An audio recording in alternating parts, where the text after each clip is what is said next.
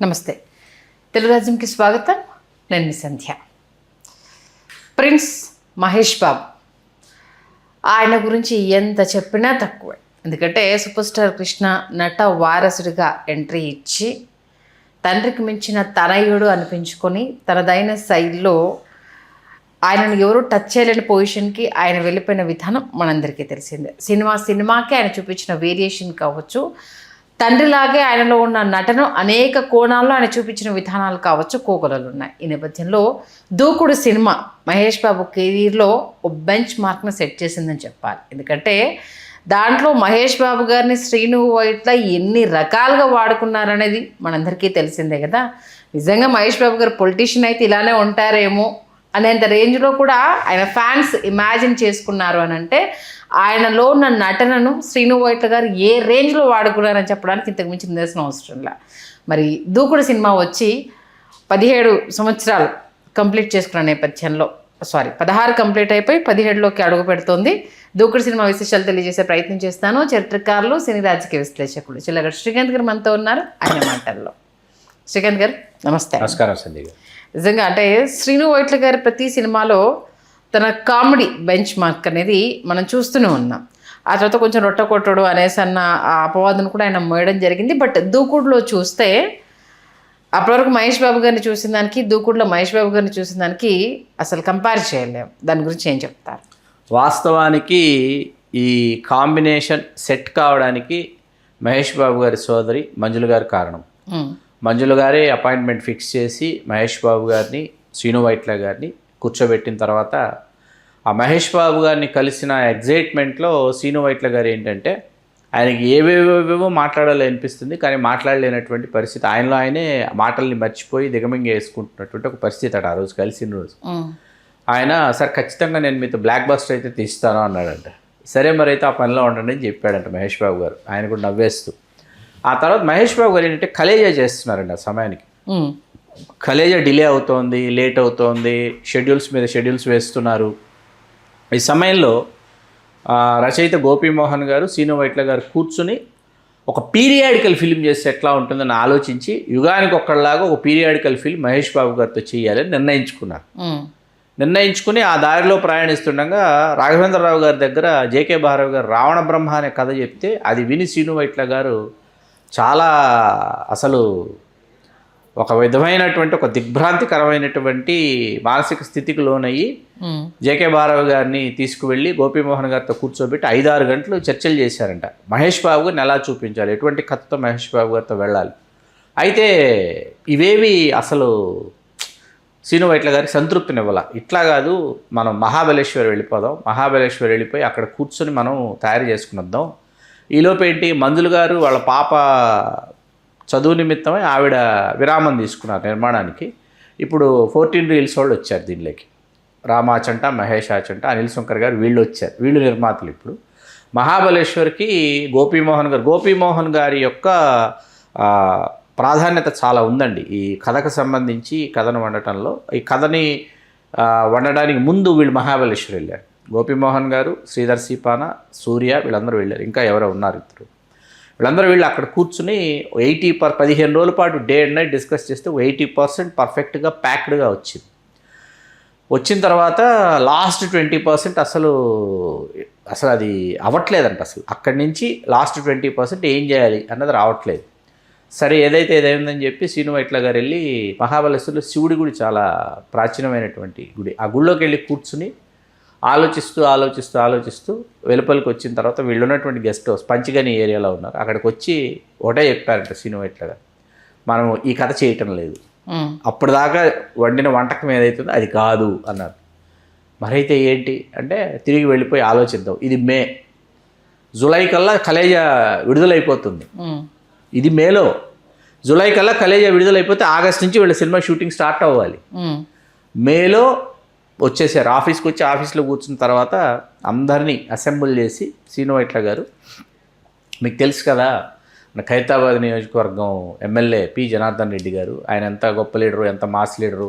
ఆయన చనిపోయినప్పుడు లక్షల్లో జనాలు వచ్చారు. అసలు ఎక్కడెక్కడి నుంచో తండోపతండాలుగా జనాలు వచ్చారు. ప్రతి ఒక్కరూ ఆయనతో ఉన్నటువంటి అనుబంధం గురించి మాట్లాడుతున్నారంటే ఇది అసలు కథ లేదు, ఏమీ లేదు. కథ ఏమో చేసిన కథ పక్కన పెట్టేసి అది కాదని వచ్చి కూర్చుని ఇప్పుడు పి జనార్దన్ రెడ్డి గురించి చెప్తున్నాడు ఏంటి అని అందరూ అనుకుంటుంటే, అలాంటి ఒక క్యారెక్టర్, ఒక ఫాదరు, ఆ ఫాదర్కి ఒక కొడుకు, అతను ఎమ్మెల్యేనే కానీ ఎమ్మెల్యే కాదు, ఒక రియాలిటీ షోలాగా మనం చేయాలనేటప్పటికి అందరు క్లాప్స్ కొట్టేశారండి. కొట్టేసి బాగుంటుంది అంటే మహేష్ బాబు గారిని ఫుల్ వైట్ అండ్ వైట్లో చూపిద్దాం, ఫుల్ వైట్ అండ్ వైట్లో మహేష్ బాబు గారిని చూపించాలి, చూపిస్తే ఎట్లా ఉంటుంది. ఎందుకంటే అప్పటికి పోకిరి అంత క్రితం ఒక్కడు, మురారి ఇవన్నీ సెట్ చేసినటువంటి బెంచ్ మార్కులు వేరండి. ఏది రెవెన్యూ పరంగా కావచ్చు, క్రియేటివిటీ సైడ్ కావచ్చు, అవేంటంటే ఇండస్ట్రీలో ఒక విధమైనటువంటి కుదుపులు అనమాట అవన్నీ. ఇప్పుడు వాటన్నిటిని తట్టుకొని అధిగమించి ఇంకొక అద్భుతం ఆవిష్కారం కావాలి అని అంటే ఇంకేదో అద్భుతం జరగాలి అని అప్పటికప్పుడు అనుకొని ఇక్కడ ఎప్పుడైతే గోపీమోహన్ గారు ఆయన రెచ్చిపోవడం మొదలుపెట్టారో కోనా వెంకట గారు తోడయ్యారు. అగ్నికాజ్యం తోడైనట్టే వీళ్ళందరూ కలిసిన తర్వాత అప్పుడు మీకు ఒక్కొక్క పాత్ర పుట్టుకురావడం మొదలుపెట్టిన తర్వాత మహేష్ బాబు గారికి వెళ్ళి చెప్పారంటే, చెప్తే మహేష్ బాబు గారి నోట్లో నుంచి వచ్చిన మాటలే ఫెంటాస్టిక్, మైండ్ బ్లోయింగ్, అన్బిలీవబుల్ అన్నాడంట ఆయన. అంటే ఇది యాజ్ ఇట్ ఈస్గా పెట్టేద్దాం సార్ ఏదో ఒక పాత్రకి. సమంత గారిని మంజుల గారు రికమెండ్ చేశారు. ఏమాయి చేసావు, మంజుల గారు ప్రొడ్యూసర్ కదా అంత క్రితం, సమంత బాగుంటుందని తీసుకుని ఇప్పుడు హీరో ఫాదర్ ఎవరు అంటే ఎవరు చాలా నెంబర్ ఆఫ్ ఆప్షన్స్ అనుకున్న తర్వాత మహేష్ బాబు గారు అని అంటే హాయిగా ఉంటుంది, ప్రశాంతంగా ఉంటుంది, ప్రకాష్ రాజ్ గారిని పెట్టేయండి అనేటప్పటికి ప్రకాష్ రాజ్ గారు ఆయన వచ్చారు. వచ్చిన తర్వాత వాస్తవానికి ఆ సమయంలో ఏంటంటే మహేష్ బాబు గారు దీంతో సైమల్టేనియస్గా ఇంకో సినిమా చేయాలి. ఏంటో తెలుసా మీకు? అది 3 Idiots తెలుగు తమిళ్ చేయాలి శంకర్ గారి దర్శకత్వంలో. శంకర్ గారి దర్శకత్వంలో చేయాలి. ఫస్ట్ మీకు అనౌన్స్ చేసింది మహేష్ బాబు గారిని హీరోగా. అనౌన్స్ చేసిన తర్వాత మహేష్ బాబు గారు కూర్చుని ఆలోచించారు. ఇక్కడ ఒక కాలు అక్కడ ఒక కాలు వేసి చేస్తే ఎట్టి పరిస్థితుల్లో రెండిటికి న్యాయం చేయలేరు, ఎక్కడో అక్కడ ఎంతో కొంత తగ్గుతుంది. కాబట్టి సున్నితంగా 3 Idiots తమిళ్ తెలుగు తిరస్కరించారు. శంకర్ గారి దర్శకత్వంలో చేసే అవకాశాన్ని దీనికోసం ఆయన విడిచిపెట్టారు. టైటిల్ ఫస్ట్ అనుకున్న టైటిల్ పవర్ అండి. పవర్ అన్న టైటిల్ అనుకుని ఎవరో రిజిస్టర్ చేశారని చెప్పారు. ఎవరో రిజిస్టర్ వేరే సినిమా కోసం చేశారు. తర్వాత రవితేజ గారికి అయింది అది. అంటే ఈయన ట్రెడ్మిల్ మీద వాక్ చేస్తూ సడన్గా స్ట్రైక్ అయిందంటే సీను వైట్ల గారికి దూకుడు అనే టైటిల్. అది వెంటనే రిజిస్టర్ చేసిన తర్వాత అప్పటిదాకా 7 సినిమాలు చేశారు సీను వైట్ల. దేవిశ్రీ ప్రసాద్ కలెక్టర్ 7 సినిమాలు వచ్చాయి. దేవిశ్రీ ఏమో అసలు ఆ సమయానికి కనీ వినిరిగినంత బిజీగా ఉన్నాడు వాస్తవానికి. అప్పుడు మీకు తమన్ టచ్లో ఉన్నాడు ఈయనకి. తమన్ వచ్చేసి నాకు ఒక ఛాన్స్ ఇవ్వరా అని అంటుంటే సరే అని తమన్ని పిలిచి సందర్భాలు చెప్పి 2-3 రోజుల తర్వాత కనిపించని అన్నారట. పొద్దున్న చెప్తే సాయంత్రం వచ్చేసాడు ఈయన తమన్. 2-3 రోజుల తర్వాత రమ్మంటే నీ దూకుడు టైటిల్ సాంగ్ వినిపించేశాడు. తర్వాత గురువారం మార్చి 1 అది వినిపించేశాడు. అయిపోయిన తర్వాత అసలు కొట్టావులేపో లక్కీ ఛాన్స్, గోల్డెన్ ఛాన్స్ అంటే ఇదే అని చెప్పేసి మీకు ఆ సంవత్సరం మారుమోగిపోయినటువంటి పాటలు దూకుడు పాటలు మనందరికీ తెలుసు. గురువారం మార్చి 1 అయితే చాలా సింపుల్గా వచ్చేసి అప్పుడు పెద్ద సెన్సేషన్ అది. గురువారం మార్చి 1 సాయంత్రం 5:40 అనేది. నాజర్ గారు మొట్టమొదటిసారి తెలుగులో డబ్బింగ్ చెప్పింది, ఆయన సొంత డబ్బింగ్ చెప్పుకుంది ఈ సినిమాకే. ఈ సినిమా నుంచి ఆయన తన సొంత గొంతుగా వినిపించడం మొదలుపెట్టారు.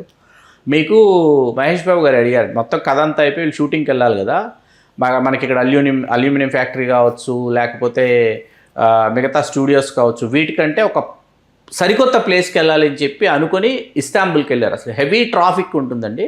అయినా వాటన్నిటిని అధిగమించి చాలా జాగ్రత్తగా ఇస్తాంబుల్ అందాలని ఒడిసి పట్టుకుని చేశారు. ఎవరో ఫ్రెండ్ సజెస్ట్ చేశారు ఇస్తాంబుల్ వెళ్ళండి బాగుంటుంది, స్క్రీన్కి చాలా అద్భుతంగా వస్తాయని చెప్తే ఇస్తాంబుల్ వెళ్ళారు. మహేష్ బాబు గారు ఈయన అడిగారు నీ ప్రతి సినిమాలో మందు కొట్టే సీన్ ఉంటుంది అంట కదా, ఈ సినిమాలో కూడా ఉందంటే లేదు సార్ ఈ సినిమాలో బాగుండదని అసలు కూర్చోబెట్టలేదు సీన్ అంటే పెట్టేసుకో నీ సెంటిమెంట్ ఎందుకు బ్రేక్ చేస్తావు అన్నారట. కానీ తాగించకుండా వాసన చూస్తే చాలు అని చెప్పేసి క్రియేట్ చేశారు. అల్టిమేట్ సీన్ అది. వాసన చూస్తే చాలే. దాంట్లో మాస్టర్ భరత్ కానీ షియాజీ షిండే కానీ ఎవరు బాగా చేయలేదు చెప్పండి మీకు.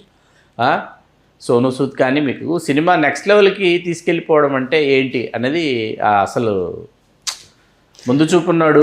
బ్రహ్మానందం గారిని ఏ రకంగా వాడుకోవాలో ఆ రకంగా దీంట్లో ఒక రియాలిటీ స్టోరీని తీసుకొచ్చేసి దాంట్లో డైలాగ్ కామెడీ అంటే సీనిక్ కామెడీ వేరు, డైలాగ్ కామెడీ వేరండి. పద్మశ్రీ అంటే ఏంటి ఇంత చిన్న వయసులో మీకు పద్మశ్రీ ఇచ్చేసారంటే ఎవడో ఎందుకు ఇస్తాడా నేనే పెట్టుకున్నానంటే.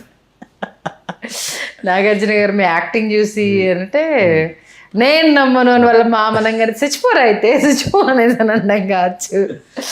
నెక్స్ట్ వీళ్ళ దగ్గర డబ్బులు వాడు ఇంకా సుతరాయించలేదురా అని అంటే వాడెవడు నాకన్నా ఎక్కువ యాక్టింగ్ చేస్తున్నాడు. ఒక్కొక్క ఫస్ట్ హాఫ్ ఏంటంటే బ్రహ్మానందం గారికి మనకు అర్థమవుతుంది. ఫస్ట్ హాఫ్ ఆ క్యారెక్టర్ని వీళ్ళు ఎట్లా వీళ్ళ వాడకం మొదలు పెట్టారు అనేటప్పటికి ఏంటంటే మనం ఆ వినోదంలో నుంచే తేరుకునే లోపు మనకు సెకండ్ హాఫ్ ఎంఎస్ నారాయణ గారు ఆయన ఎన్ని రకాలుగా చూపించచ్చు ఈ సినిమాలో. అంటే రజనీకాంత్ గారి ప్లేస్లో ఎంఎస్ నారాయణ గారిని పెట్టాలి అని అనుకోవడము, అసలు ఆయన యాక్టింగ్కి మన మహేష్ బాబు గారి అప్లాజెస్ సార్ అల్టిమేట్. అది అయితే అసలు మీకు నేను ప్రసాద్ మల్టీప్లెక్స్ చూస్తూ అసలు మీరు ఊహించరండి, ఎవ్వరు సీట్స్లో లేరండి. ఎంఎస్ నారాయణ గారు ఆ షోరీలో వస్తున్నప్పుడు సీట్లో ఎవడైనా ఉన్నాడేమో చూస్తే అమ్మాయిలు అబ్బాయిలతో ఎవడూ సీట్లలో లేరు, కడుపులు పట్టుకొని అవుతారు, ఎవరు సీట్స్లో లేరు అనమాట. అరుపులు కేకలు ఎక్కడున్నారు కానీ మహానుభావుడు ఎంఎస్ నారాయణ గారు ఆయన పంచిన వినోదాన్ని మనం ఈ సందర్భంగా మనం స్మరించుకోవాలి. మీకు ఫస్ట్ కాపీ చూసండి, ఏది ఫస్ట్ కాపీ చూశారు కృష్ణ గారు చూసి 80 కోట్లు చేస్తుంది సినిమా అని చెప్పారు.